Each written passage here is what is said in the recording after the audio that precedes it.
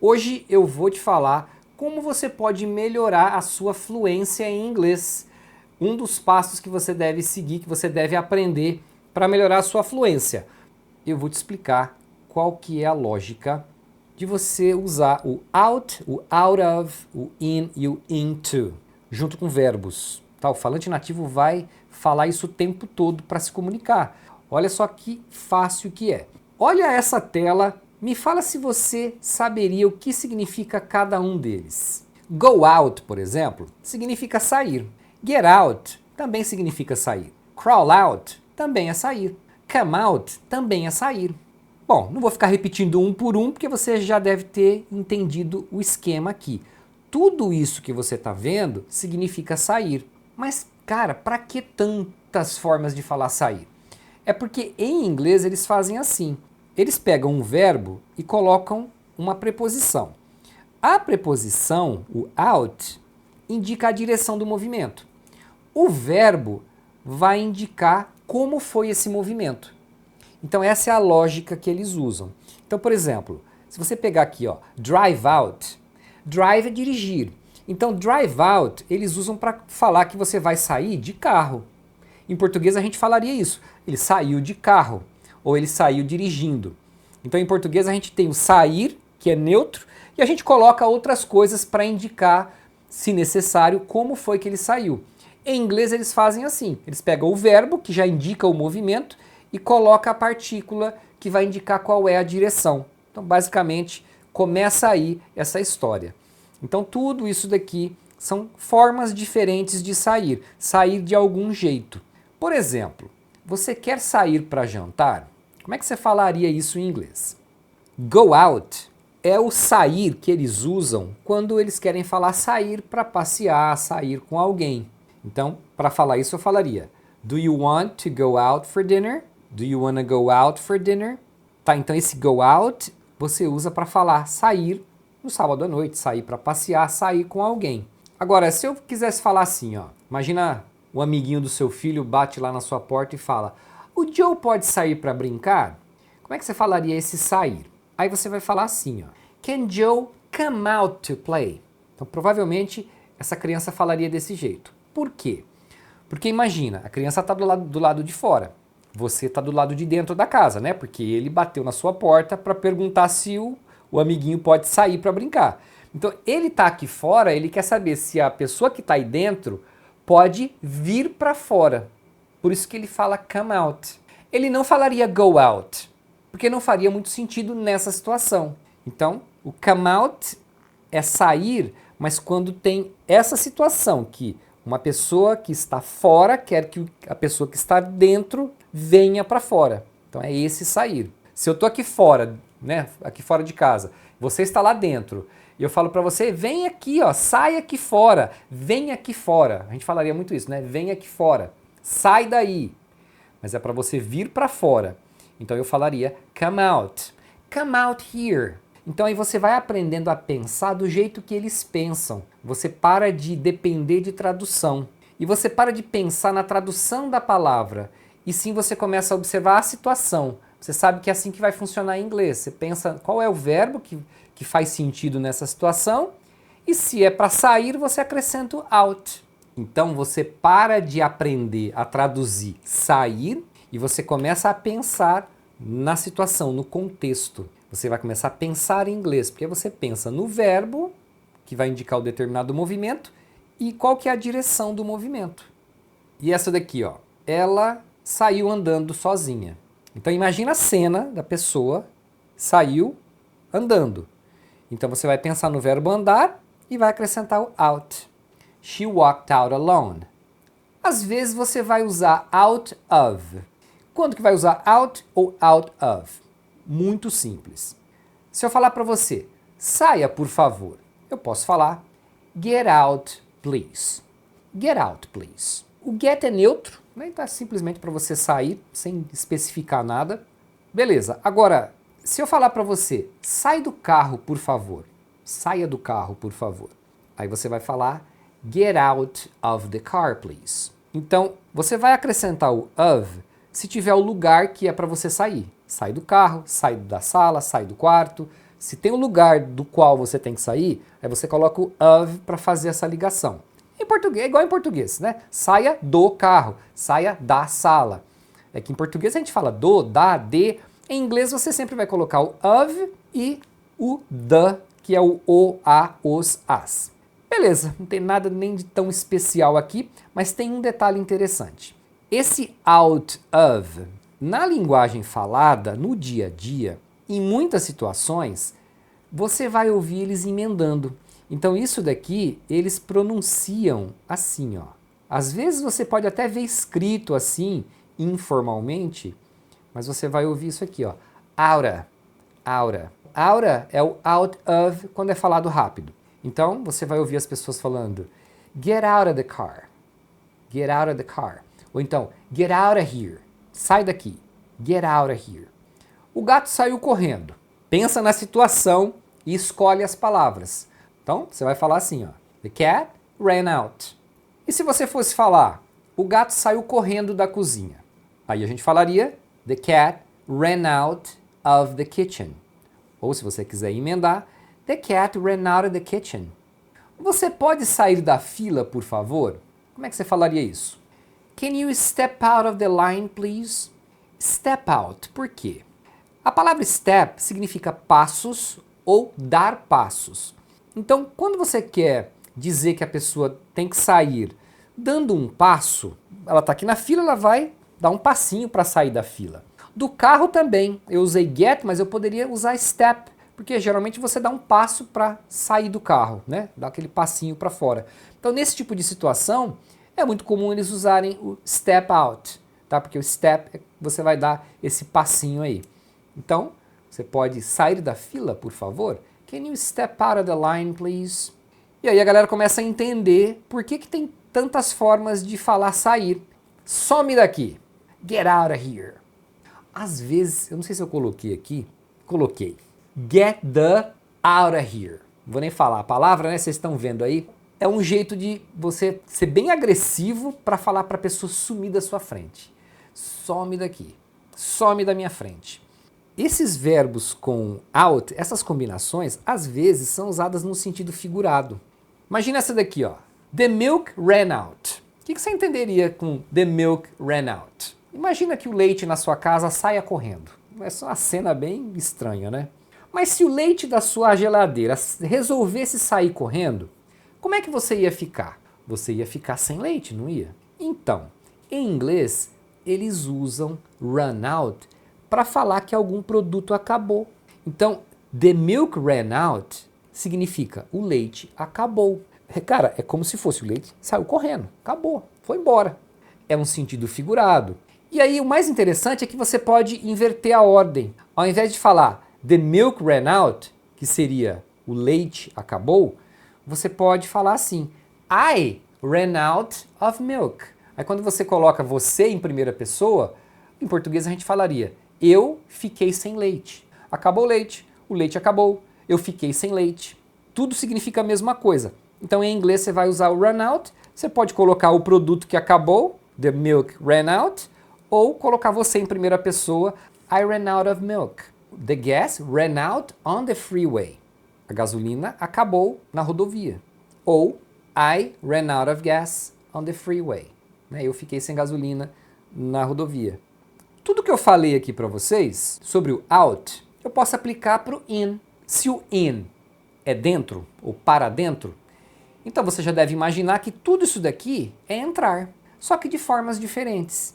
Então, go in, entrar, get in, entrar, crawl in, entrar, come in, entrar, tá? Fly in, entrar, só que entrar voando, né? Se você falar, pegar aqui, ó, walk in, entrar caminhando, crawl in. Crawl é rastejar, né? Um inseto, uma barata rasteja, ou engatinhar se você está falando de um bebê, né? O bebê está engatinhando, então você fala que he is crawling. Então se você falar que uma barata entrou no armário, você pode usar o verbo crawl in, que vai descrever bem especificamente esse movimento. Aí então como é que você falaria? As crianças entraram correndo por causa da chuva. Se elas entraram correndo, você imagina o correr e o entrar. Correr é run, entrar é in, junto os dois. The kids ran in because of the rain. Eu deixei a janela aberta e entrou uma abelha. Como é que essa abelha entrou? Não é? Qual que é o mais óbvio? I left the window open and a bee flew in. Em português é muito comum a gente trocar a ordem das coisas, mas a ordem natural das coisas é o sujeito, depois o verbo. Então, a hora que você bate o olho, você escuta isso aqui, você já imagina a cena na sua cabeça. Isso vai te dando fluência e vai fazendo você pensar em inglês. Ela entrou e não disse uma palavra. A frase aqui em si não diz muita coisa. Então eu teria algumas possibilidades. Depende do que você está imaginando. De repente eu imaginei que ela veio caminhando. Eu poderia usar o walk. Eu posso imaginar que ela veio, né? Eu estou aqui, estou olhando ela vindo e ela entrou. Eu poderia usar come. Entendeu? Depende da cena. Você imagina a cena, né? Ou se você está vendo a cena, você vai usar os verbos adequados para aquela cena que você está vendo ou vivendo. Então, she walked in and didn't say a word. Poderia falar she came in and didn't say a word. Ou, se eu estou do lado de fora e estou observando ela indo para dentro, eu poderia dizer she went in and didn't say a word. Porque agora eu estou fora, ela está indo para dentro. Tá vendo? Então eu uso o verbo go, porque ela está indo. Se ela estiver vindo, eu uso o verbo come. É muito simples isso. Agora, às vezes você vai ver in e às vezes o into. Você já deve ter visto into em muitas situações. Quando que usa um, quando que usa o outro. É o mesmo caso do out e out of. Se tem ou não o local que você entrou ou saiu. Então se eu falar, ele entrou correndo, he ran in. Eu não falei o lugar aqui, então para no in. Agora, ele entrou em casa correndo. Falei aonde, então dentro de casa. Aí você vai falar, he ran into the house. Então o to indica para onde ele foi. É que eles escrevem into junto, como uma única palavra. Ele entrou, mas não nos viu. Aqui também, ele entrou, poderia ser de várias formas, você escolhe uma que você está imaginando aí na sua cabeça. Eu coloquei walked in, né, como exemplo, mas você poderia falar o come, o go, sei lá, qualquer outro. Run, se ele entrou correndo.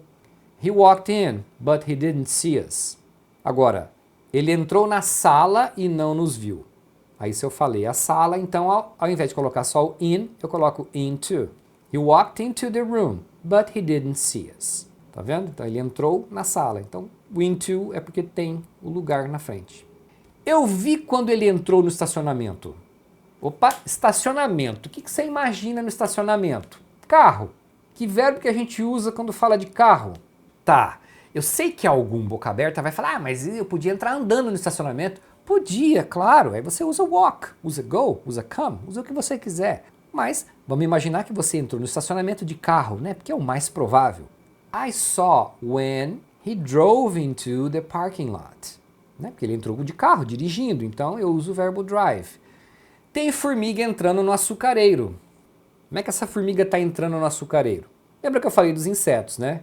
Então, uma forma que seria muito comum de se dizer aqui, porque é um inseto rastejando, é usar o verbo crawl. There are ants crawling into the sugar pot. Eu sei que para quem está aprendendo, a primeira coisa que o aluno fala, então eu vou usar só o get. Só o get in. Cara, você até pode, né? Você vai conseguir falar a grande maioria das situações. Só que o falante nativo vai usar tudo. Então você precisa entender.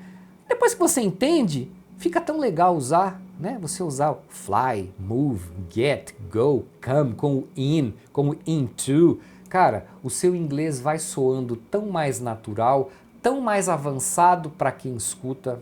Agora, tem sentido figurado. Vou dar um exemplo, que tem vários, né? Eu dei um exemplo do out, vou dar um exemplo do in, no sentido figurado. Olha que interessante. Sempre estamos imaginando alguma coisa. Então imagina o cara dirigindo e bateu o carro numa árvore. Como é que você poderia falar isso? Uma das formas seria he ran into a tree. Você deve ter pensado no drive, não é? Pode ser o drive também. Só que é comum eles usarem o run, porque geralmente o cara bate porque estava correndo, né? Nem todo mundo, mas enfim. Eles usam run, então você pode falar he ran into a tree, significa que ele bateu numa árvore. Por que ran into? Porque é como se o cara tivesse realmente entrado numa árvore. Até em português a gente fala, putz, o cara entrou numa árvore ali, ó. O cara entrou no poste ali. Ele entrou porque ele bateu. É um jeito figurado da gente falar também. Então, em inglês eles usam o entrar, alguns verbos entrar como bater, tá? Bater um veículo. Então, run into, eles usam dessa forma. Claro que não vai entrar na árvore porque não cabe o carro lá dentro, né? Mas a ideia é essa, como se ele quisesse fazer isso. Se fosse dentro de uma casa, acontece do cara realmente entrar, né? Tem muito acidente aí que o cara entra com carro e tudo dentro de uma casa, bate e entra mesmo. Ou numa loja, né? Realmente acontece da pessoa entrar no local. Pode ser he crashed into a tree, né? Porque crash é o verbo mais usado para você falar de um acidente de algum veículo, de avião. Então, quando eles falam que o carro bateu, é muito comum se usar o crash. Ou quando o avião caiu, também. The plane crashed, the car crashed. E se você falar que o carro bateu na árvore, aí você coloca the car crashed into a tree. Ou você pode estar falando do motorista, he crashed into a tree. E você pode, obviamente, usar o drive, né, que seria o mais óbvio aqui, sem problema nenhum, tá? Então, quando você quer falar que a pessoa bateu em algum lugar com carro, moto, o que seja, eles costumam falar que a pessoa entrou naquele lugar. Como a gente falaria também, né? O cara entrou na árvore, entrou no muro, entrou no sentido que bateu. E geralmente eles vão usar esses verbos aí. Coloquei até uma imagem aqui para você, para ilustrar aqui a nossa conversa. Agora é o seguinte, eu quero te fazer uma perguntinha rápida antes da gente continuar.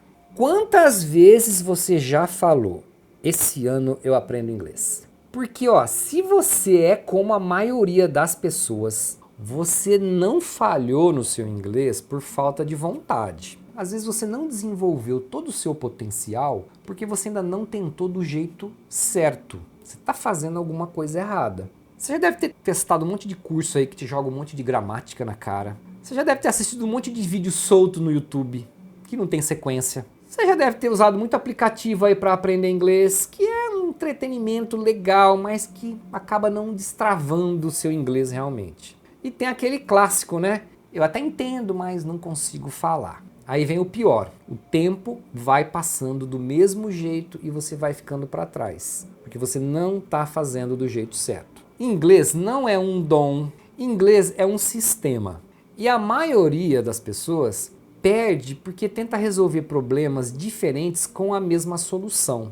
E o inglês é como se você tivesse várias frentes. Eu sei que você quer começar do zero, você quer ter base, você quer falar com uma pronúncia decente, você quer dominar os phrasal verbs, você quer ter um vocabulário útil, você quer parar de travar no listening, você quer parar de travar na hora de falar. Mas aí você vai e compra um curso que só cobre um pedacinho dessa história toda e aí fica um buraco no resto todo. Não é assim que acontece? Se eu pudesse resumir o que destrava alguém no inglês, seria isso aqui, ó.